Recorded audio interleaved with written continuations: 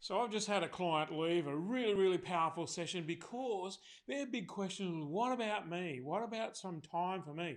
And I said to him, all the really great questions are mine. So what about you? What are you doing for you? And they had no idea. This guy is so short of me time, so busy delivering for himself, for his wife, for his family, really, really good bloke, hardworking, honest, reliable, trustworthy, just salt of the earth kind of character, but there's nothing in life for him because he's so busy delivering everything. And he said, so what do I do? And I said, that question, you should be telling me. I should be saying to you, is it fishing? Is it gardening?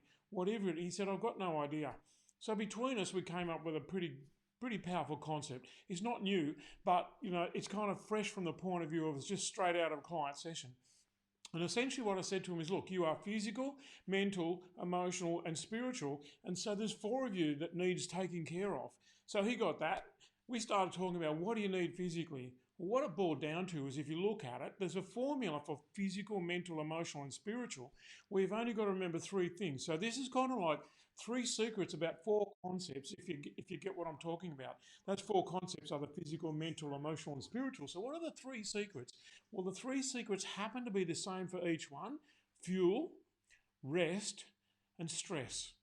Those are essential ingredients for your well-being in all four of them. Just quickly, let's look at them. Physically, what do you need? Well, obviously you need proper fuel in terms of the right kind of food and the right kind of water and, the whole nutrition story all around. So you've got to get the right kind of fuel. So when I say take care of your diet, I don't mean, just eat whatever you want or eat till you're full. You've got to look at how much of the fresh, pure and natural you can get into your system. If it comes out of a packet, you're probably not meant to be eating it. Remember, in the old days, we had to chase it before we could eat it. So I'm going to leave food to you because there's all sorts of arguments about, whether you should be vegetarian or vegan. I've tried them all and I've found my own system, and I think you need your own system. So figure that bit out. But fresh, pure and natural, cooked by you, is probably the most important. The right amount of water, everybody argues about that as well. But that's the fuel thing. If we say, okay, what about stress? What do you need stress-wise?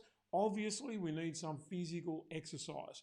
I don't know how come people wonder why we've got an obesity epidemic when you look at how many people there are in the gym when I go there. In fact, when I get on a cruise liner, what I notice is heaps of people walking away from the buffet, we call it the trough, uh, with two platefuls of food stacked high on there, but when I go to the gym, there's no one there.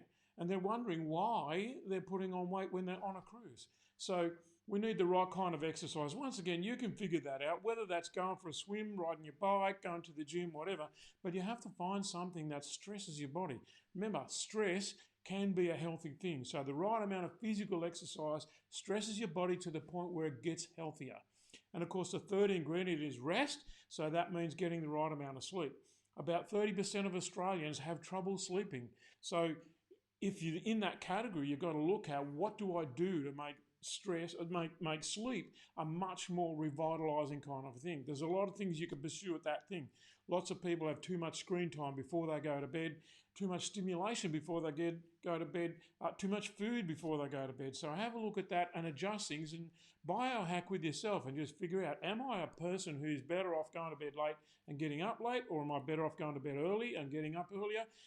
If you don't figure it out, no one else will. You're not going to get a letter in the mail saying this is what you should do for your sleep.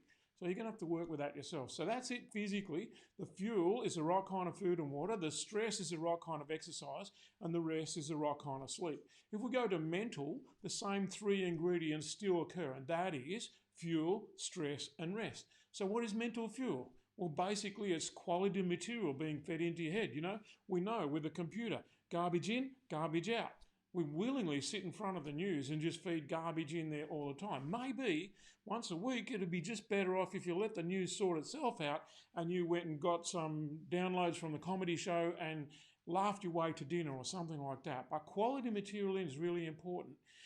As far as stress is concerned, really what you need there is good debate. We need to get into healthy, friendly arguments with people that we care about who are willing to argue with us and still love us despite the fact we might have a different position. Maybe it's crosswords, maybe it's Sudoku, but you have to stress your brain because if you don't use it, you lose it.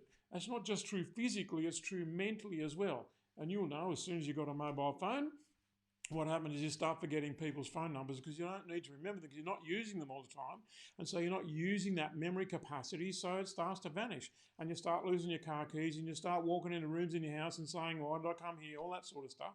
The right kind of rest, as far as mentally is concerned, is finding stillness, meditating, mindfulness, whatever it is that brings stillness to your mind. We have to actually purposefully pursue being still. You can't just kind of sit down in the lounge and go, I've had it, and have a beer. That is not peacefulness, stillness, restfulness, mindfulness, or meditation.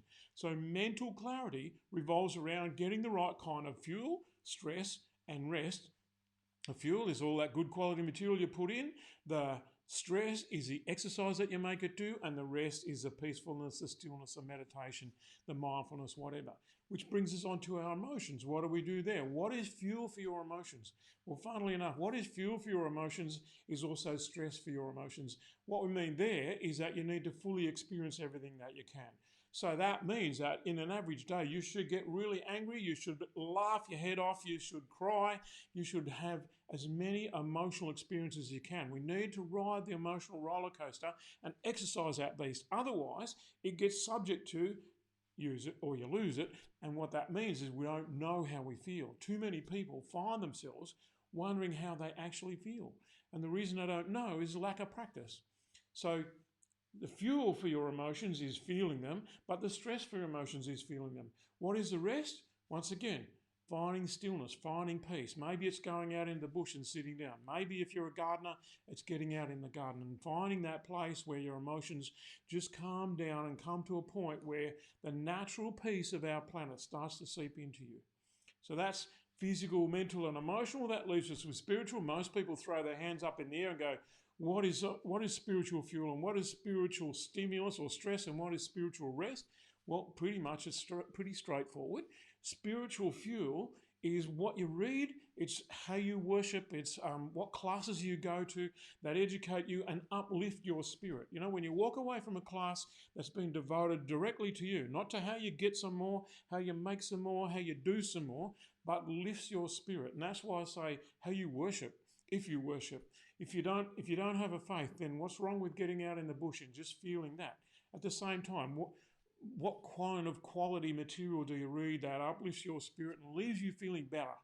So that's the fuel. What do you mean about stress? Well, once again, we need to engage at the spiritual level. We need to meet people and engage with them at the level which talks about who we really are rather than the experiences that we're having.